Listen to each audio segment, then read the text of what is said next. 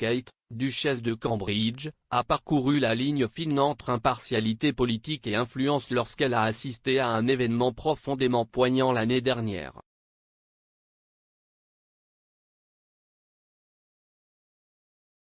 La décision de Kate d'assister à la veillée pour Sarah Everard à la mi-mars 2021 a été analysée par l'experte en noblesse Leontine Graffin-von Schmettau.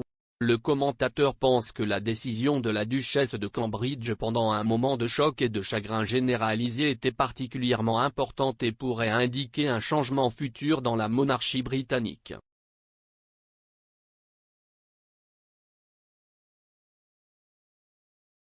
Se référant à la présence de Kate à la veillée, elle a déclaré à Laura Schaffer, responsable des reportages royaux à la publication allemande Bunte: « Ce n'est qu'un exemple de la façon dont la duchesse de Cambridge fait des déclarations calmes, sans se mettre au premier plan. »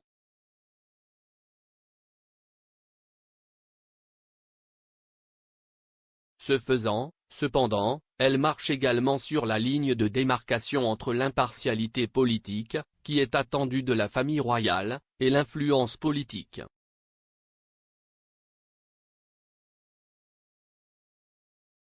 Dans cette relation, je vois des changements venir dans la monarchie britannique.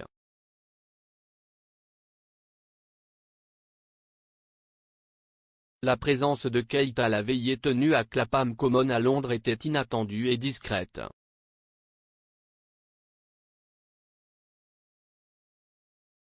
Elle a été aperçue par des passants déposant des fleurs et rendant hommage au responsable marketing de 33 ans, dont le corps avait été retrouvé quelques jours auparavant.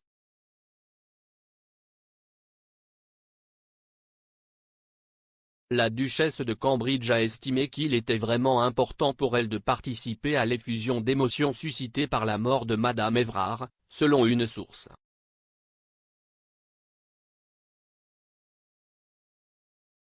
Comme indiqué précédemment, un ami de la duchesse a dit Hello Magazine, elle a juste agi.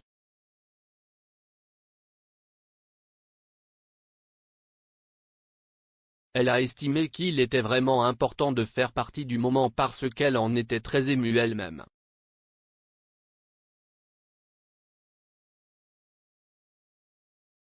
Après qu'il soit apparu que Kate avait assisté à la veillée, il a été affirmé que la mort de Madame Everard avait eu un impact majeur sur Kate également parce que la femme de 33 ans avait disparu à quelques kilomètres de l'endroit où la duchesse vivait avec sa sœur, Pippa Middleton, avant ses noces avec le prince William.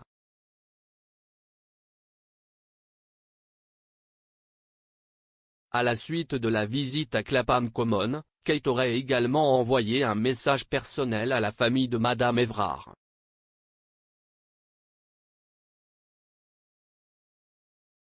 La source a déclaré au Mirror: « C'était une lettre profondément personnelle et sincère, simplement pour exprimer sa tristesse absolue face à ce que vivent la famille et les proches de Sarah. »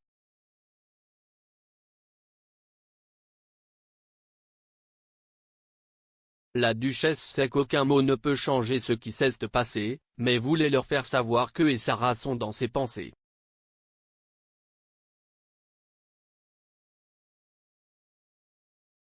Elle se souvient de ce que c'est que de marcher seule en tant que jeune femme à Londres et ailleurs, et comme tant d'autres femmes, elle a profondément réfléchi à ses expériences à cette époque.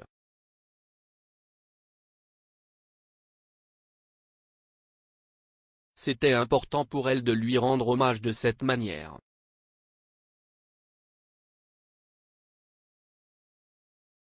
C'était une affaire privée pour elle et elle voulait faire preuve d'unité avec tous ceux qui partagent ses sentiments.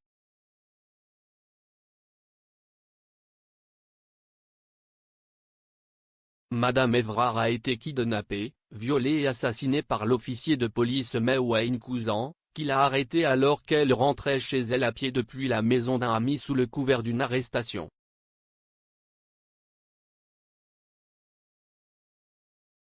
Cousin a été condamné à perpétuité fin septembre.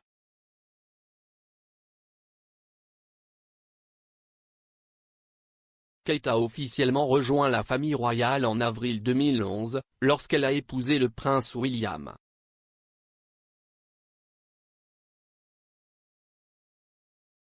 En tant que duchesse de Cambridge, elle a concentré son travail royal sur quelques sujets qui lui tiennent à cœur, notamment la santé mentale, les premières années, les arts et les dépendances.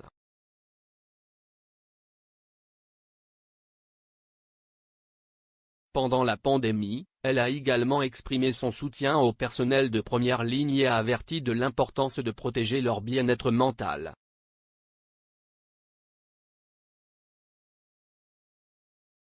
En tant qu'épouse du second sur le trône, Kate est appelée à devenir la prochaine princesse de Galles, après la fin du règne de Charles, la reine consort.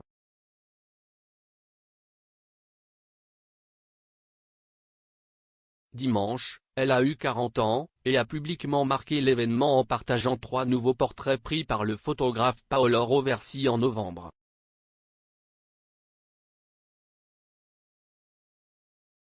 Reportage supplémentaire de Monica Pallenberg.